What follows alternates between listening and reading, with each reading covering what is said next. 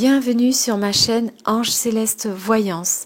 Je suis Aurélie, magnétiseuse, guérisseuse, coupeuse de feu et je propose des soins et des guidances privées. Si ce n'est pas déjà fait, pensez à vous abonner et activer la cloche des notifications pour ne louper aucune vidéo, à liker la vidéo et mettre un petit commentaire. Alors aujourd'hui, je vais vous parler du chakra du troisième œil. C'est notre 6e chakra situé entre les sourcils, la porte d'entrée de notre médiumnité. Situé juste au-dessus du chakra de la gorge, il transmet l'intuition au chakra inférieur. Symbole de l'intuition, de la connaissance, de l'essence et du plan divin. L'accès aux vérités subtiles. Sa couleur est l'indigo. Il est le centre de contrôle du corps par la maîtrise consciente pour notre bien-être physique, émotionnel et mental. Il est la conscience éclairée, l'intuition, la médiumnité, la perception fine, la vivacité d'esprit, être capable de trouver un lien entre le physique et le subtil. Il est le siège de la clairvoyance et tout ce qu'elle comporte. C'est là que se situe la force de l'âme.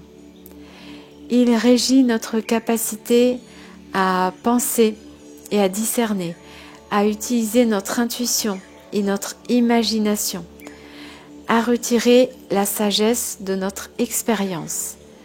C'est également le centre de contrôle où se trouvent les pensées et les attitudes qui nous permettent de changer nos perceptions et nos idées à propos de la vie telle qu'elle est ou telle que nous voudrions qu'elle soit.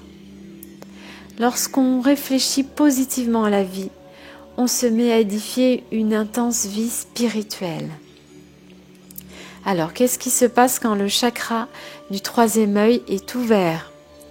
Vous ressentez de l'inspiration, de la confiance en soi, de la clarté et perspicacité, de l'empathie et de la compassion pour les autres, une sensibilisation accrue, de l'espoir, de la foi en l'avenir. Vous avez une ouverture au raisonnement et de la spiritualité, une capacité à mettre en relation vos croyances et vos actions. Vous développez des dons de clairvoyance et de clairaudience, l'accès aux vies antérieures. Vous n'avez plus peur de la mort. Vous êtes un être non matérialiste. Qu'est-ce qui se passe quand le troisième œil est en excès? Vous avez une surintellectualisation de la moindre chose, une tendance au mystique de façon extrême et à l'irrationnel, un rejet du réel, du matériel et du plaisir, une perversion allant jusqu'à l'arrogance et au mépris des autres. Qu'est-ce qui se passe quand ce chakra est bloqué? Vous avez un manque d'intérêt pour la culture et le savoir. Vous êtes très sensible aux sentiments des autres. Vous avez un manque d'assurance, de personnalité et d'individualisme. Vous suivez le groupe. Vous avez une personnalité très rationnelle qui ne s'intéresse pas à la spiritualité. Vous êtes très attaché au matériel et au plaisir de la chair. Vous pouvez ressentir de la dépression, de l'anxiété, de la paranoïa, avoir une mauvaise intuition, avoir un manque de motivation, faire preuve de stagnation, être indécis, avoir des déséquilibres émotionnels, avoir un manque d'empathie et faire preuve de cupidité. Comment rééquilibrer le chakra du troisième œil? Alors, il peut être équilibré par le yoga, la méditation, les vibrations sonores, les thérapies alternatives et les facteurs de style de vie tels que la nutrition. Soyez conscient de vos sens, buvez beaucoup d'eau, laissez de côté les croyances limitantes. Faire des activités artistiques, laissez-vous aller à la rêverie.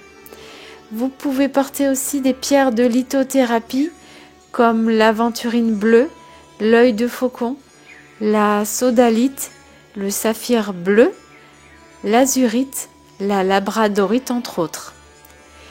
Voilà, j'espère que ce podcast vous aura plu. Je ferai prochainement le dernier podcast sur le chakra couronne. Si vous souhaitez un soin de soulagement ou une guidance privée, mon site internet et mon adresse email sont en description. Toute la marche à suivre est indiquée sur mon site. Je vous dis à très bientôt pour de nouveaux podcasts. Je vous remercie de m'avoir écouté jusqu'au bout. Prenez soin de vous et écoutez votre lumière intérieure.